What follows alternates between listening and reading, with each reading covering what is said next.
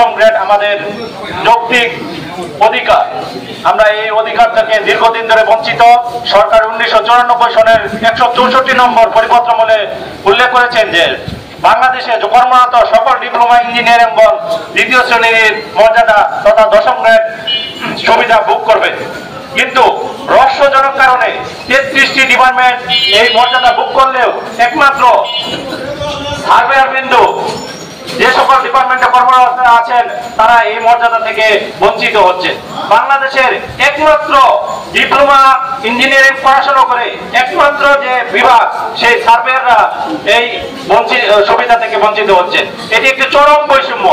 এই বৈষম্য আপনারা অনুধাবন করতে পারবেন বলে আমি বিশ্বাস করি। কারণ 33টি ডিপার্টমেন্ট একই পরিপত্রমূলে সুবিধা ভোগ করছে, কিন্তু একটি ডিপার্টমেন্ট একটি পদ সেই সুবিধা ভোগ করতে পারছে না।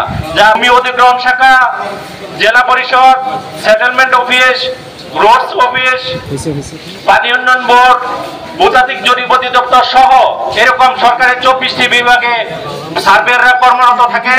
তারা ডিপ্লোমা নিয়োগ পদ্ধতিতে চাকরিতে জয়েন করেও তারা ডিপ্লোমা স্কেল পাচ্ছে না। এটি একটি চরম বৈষম্য। আপনারা সেই বৈষম্য দূরীকরণে আমাদের সার্বিক সহযোগিতা করবেন।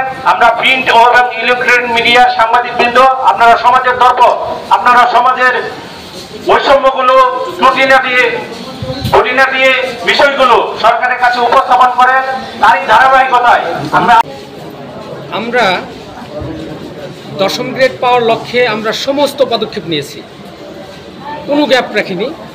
আমরা বারবার লিখেছি গভর্নমেন্টকে এবং বারবার আমরা আন্দোলনের অংশ হিসেবে আমরা অনেকবার লিখেছি, বলেছি এবং সরকারকে জানিয়েছি যে 33টি ডিপার্টমেন্টের মধ্যে পরিপত্র অনুযায়ী ডিপ্লোমাধারীদের দশম গ্রেড দেওয়ার কথা এবং সবাই পেয়েছে। 33টি ডিপার্টমেন্ট পেয়েছে, আমরা পাইনি। আমরা বৈষম্যের শিকার। এই বিষয়টি একাধিকবার জানানোর পরেও আমরা এটা পাইনি, আমরা কোনো এটার ফল পাইনি। যে কারণে আমরা বাধ্য হয়ে, আমাদের পিঠ দেওয়ালে ঠেকে গিয়েছে, আমরা বাধ্য হয়ে আমরা আজকে এই অবস্থান ধর্মঘট কর্মবিরতিতে অংশ নিয়েছি।